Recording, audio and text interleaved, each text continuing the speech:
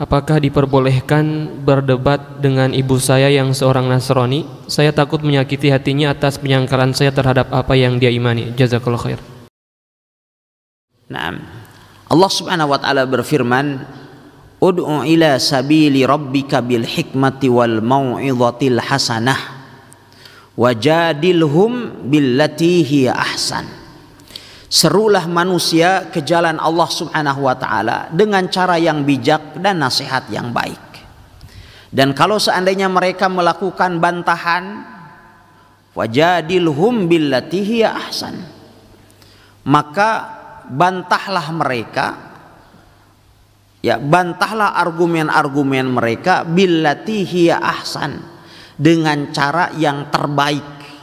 Bukan dengan cara yang baik, tapi dengan cara terbaik.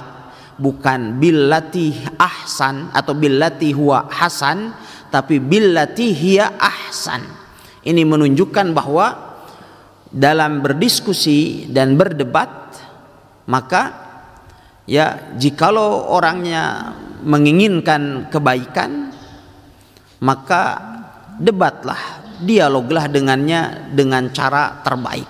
Gunakan kalimat dan kata-kata terindah yang bisa kita lontarkan sehingga hal itu dapat menarik simpati dari orang yang kita dakwahi. Terlebih manakala yang didakwahinya adalah orang tua kita sendiri, maka mereka memiliki hak lebih besar daripada orang lain. Wallahu ta'ala alam. Baik, kemudian kami persilakan kepada jemaah apabila ada pertanyaan. Apabila tidak ada, kita bacakan lagi pertanyaan dari hamba Allah. Afan Ustaz, apakah betul hari raya kurban disunnahkan puasa setengah sampai selesai sholat id atau sampai penyembelihan kurban? Yang saya tahu puasa di hari raya hukumnya haram, tapi ada seorang kerabat mengatakan bahwa disunnahkan puasa setengah hari di hari raya kurban. Apakah benar seperti itu? Syukron barakallahu fikum. Itu tidak ada puasa setengah hari. Puasa setengah hari itu bagi anak-anak yang belum balik. Ketika kita melatih anak-anak kita mungkin balita, maka kita katakan puasa setengah hari ya gitu. Ya, kalau orang dewasa tidak ada namanya puasa setengah hari. Yang disunnahkan adalah bagi mereka yang berkurban, maka tidak makan dan minum terlebih dahulu pada hari Idul Adha, ya kecuali dari hasil sembelihan hewan kurban yang kita sembelih. Jadi kalau kita mau berkurban, maka makan pertamanya itu afdolnya adalah dari hewan kurban yang kita sembelih itu. Bukan puasa, itu tidak puasa. Itu pun kalau tidak memberatkan dan hukumnya pun sunnah. Nah kalau disembelihnya nanti maghrib gimana? Ya makan aja duluan. Ya, atau mungkin orang memiliki penyakit mah, maka tidak dianjurkan. Ya, jadi afdolnya adalah kita tidak makan, tidak mengawali mengkonsumsi sesuatu kecuali dari hewan kurban yang kita sembelih. Itu jikalau memungkinkan.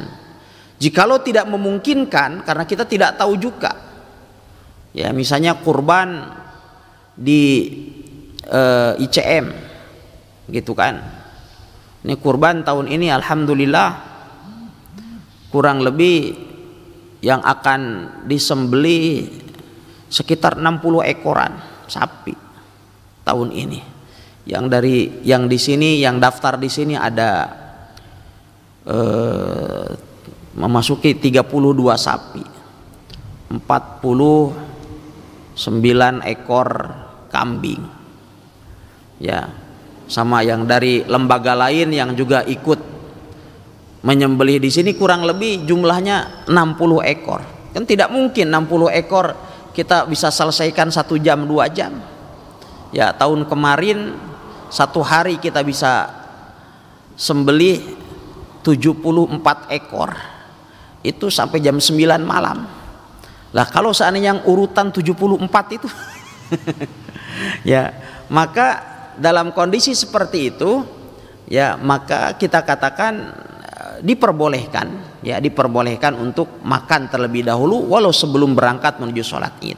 Oleh sebab itu disunnahkannya dalam pelaksanaan sholat Idul Adha itu lebih cepat dimulainya sholat id daripada sholat idul fitri.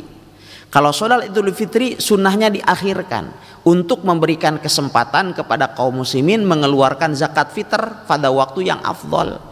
Sementara dalam idul adha, waktu sholat idul adha itu dipercepat agar memberikan kesempatan kepada kaum muslimin untuk melakukan ibadah kurban dan agar mereka bisa mengkonsumsi dari daging kurban yang mereka sembelih. Wallahu ta'ala alam. Baik, kemudian kita baca lagi pertanyaan. Assalamualaikum Ustadz. Waalaikumsalam warahmatullahi wabarakatuh.